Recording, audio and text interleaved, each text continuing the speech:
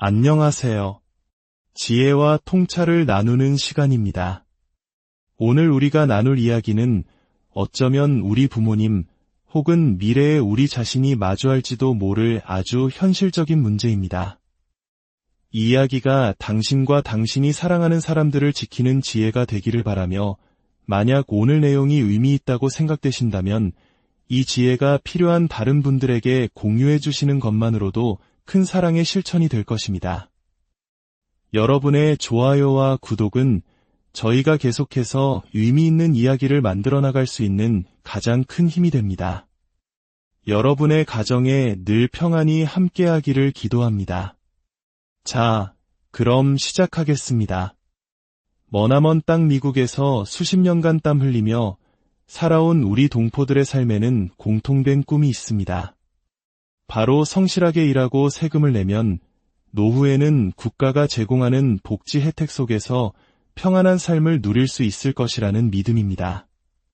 그러나 지금 그 단단했던 믿음에 보이지 않는 균열이 생기고 있습니다. 뉴저지에 사는 73살의 김정숙 할머니.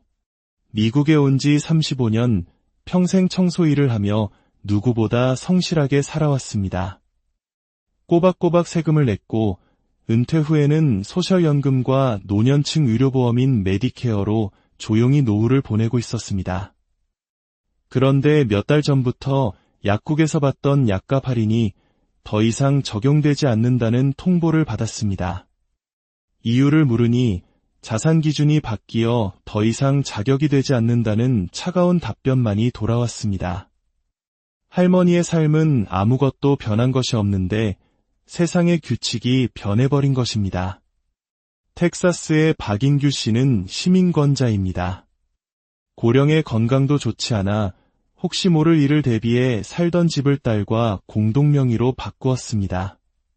자신이 갑자기 쓰러져도 딸이 모든 것을 바로 처리할 수 있도록 하려는 아버지의 깊은 배려였습니다.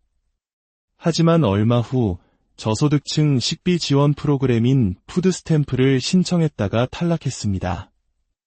서류상 집의 절반이 박인규 씨의 자산으로 계산되었기 때문입니다. 가족을 위한 사랑의 표현이 차가운 시스템 앞에서는 복지의 문을 닫는 족쇄가 되어버렸습니다. 플로리다에 혼자 사는 김용길 씨의 사연은 더욱 기가 막힙니다. 한국에 있는 형제가 위독하다는 소식에 급히 귀국해 3개월간 병간호를 하고 돌아왔습니다. 그런데 그 사이 저소득층 의료 지원인 메디케이드 자격이 정지되었습니다. 미국에 주소를 두고 있었지만 실제로 거주하지 않았다는 것이 이유였습니다. 피치 못할 사정으로 잠시 자리를 비운 사이 시스템은 그를 자격 없는 사람으로 낙인 찍었습니다. 이 세 사람의 이야기는 사는 곳도 처한 상황도 모두 다르지만 하나의 거대한 변화를 가리키고 있습니다. 바로 시민권이나 영주권이라는 신분만으로는 더 이상 아무것도 보장되지 않는 시대가 왔다는 것입니다. 이제 시스템은 당신이 어느 나라 사람인지를 묻지 않습니다. 대신 당신이 어떻게 살고 있는지, 자산은 누구와 엮여 있는지, 실제로 어디서 생활의 흔적을 남기고 있는지를 집요하게 파고듭니다. 이 거대한 변화의 중심에는 균형예산 책임법, 일명 OBBA라는 조용한 쓰나미가 있습니다. 연방정부의 재정 건전성을 확보한다는 명분 아래 복지 예산의 자동적인 증가를 막고 모든 혜택의 자격 기준을 훨씬 더 촘촘하고 까다롭게 재설정하는 것이 이 법의 핵심입니다. 이것은 단순한 정책 변화가 아닙니다. 평생을 믿어왔던 사회적 약속이 근본부터 흔들리는 삶의 패러다임이 바뀌는 사건입니다. 마치 1990년대 말 우리 사회를 덮쳤던 IMF 외환위기처럼 어제까지 통용되던 생존 공식이 하루아침에 무용지물이 되는 경험과도 같습니다. 그렇다면 이 보이지 않는 쓰나미 앞에서 우리는 어떻게 살아남아야 할까요?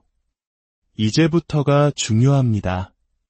국적과 상관없이 우리 모두가 반드시 점검해야 할 생존 전략을 말씀드리겠습니다.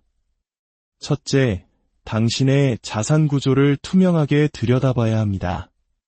과거에는 소득만 낮으면 어느 정도 자산이 있어도 괜찮았지만 이제는 다릅니다. 특히 우리 한국 부모님들이 자녀에 대한 사랑으로 흔히 하는 공동명의가 가장 큰 함정이 될 수 있습니다. 자녀를 위해 함께 소유한 집, 편의를 위해 아들, 딸 통장에 함께 이름을 올려둔 공동계좌, 이 모든 것이 이제는 당신의 발목을 잡는 초과 자산으로 간주될 수 있습니다. 시스템은 그 안에 담긴 정의나 배려를 읽지 못합니다. 오직 서류 위의 숫자로만 판단할 뿐입니다. 대응 전략은 명확합니다. 불필요한 공동명의는 과감히 정리해야 합니다. 자산이 기준을 넘는다면 분산하는 지혜가 필요하며 부동산은 상속의 형태로 유언장이나 신탁을 활용하는 것이 훨씬 안전합니다. 더 이상 좋은 게 좋은 것이라는 생각은 통하지 않습니다. 둘째, 생활의 흔적을 의식적으로 관리해야 합니다. 이제 주소만 미국에 있다고 해서 거주자로 인정받는 시대는 끝났습니다. 시스템은 당신이 실제로 그곳에서 살고 있다는 증거, 즉 생활의 흔적을 요구합니다. 각종 공과금 고지서, 은행 거래 내역, 병원 진료 기록, 동네 마트 영수증까지 모든 것이 당신의 실거주를 증명하는 증거가 됩니다. 만약 김용길 씨처럼 피치 못할 사정으로 장기간 해외에 체류해야 한다면 그 사유를 증명할 서류를 철저히 준비해야 합니다. 이제 우리의 일상은 단순히 살아가는 과정이 아니라 나의 자격을 스스로 증명해야 하는 과정이 되었습니다. 셋째, 소득의 흐름을 단순하게 만들어야 합니다. 이제는 소득의 액수보다 형태가 더 중요해졌습니다.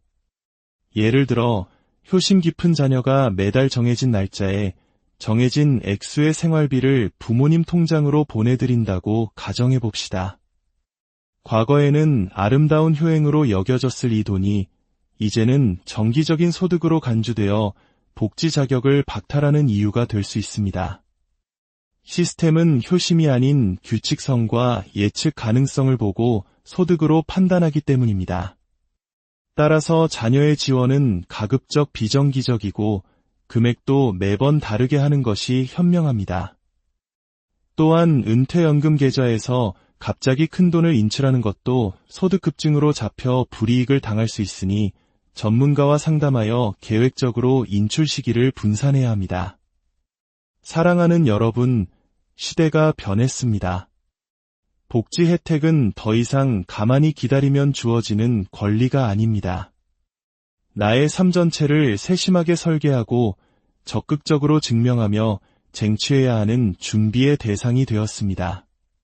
시민권자라서 괜찮다는 아니란 생각, 영주권자라서 더 조심해야 한다는 막연한 불안감, 이제 이 모든 것을 넘어설 때입니다.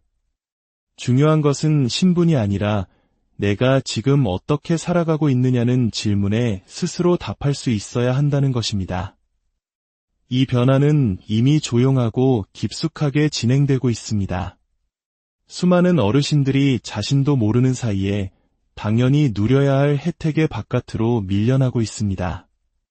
가만히 있으면 나도 모르는 사이에 손해를 보는 시대입니다. 그러니 오늘 당장 3가지를 점검해 보십시오. 첫째, 내가 소유한 것들이 나의 자격을 방해하고 있지는 않은가? 둘째, 내가 살아가는 방식이 서류 이 기록으로 남고 있는가? 셋째, 내가 받는 돈의 흐름이 나에게 독이 되고 있지는 않은가? 이 질문에 답하는 것이 바로 준비의 시작입니다. 지금 확인하지 않으면 다음번 탈락 통보서의 주인공은 바로 당신이 될 수 있습니다. 지식은 어두운 길을 밝히는 등불과 같습니다. 미리 알고 준비하는 사람만이 이 거대한 변화의 파도 속에서 자신과 가족을 지켜낼 수 있습니다. 당신의 현명한 준비를 응원합니다.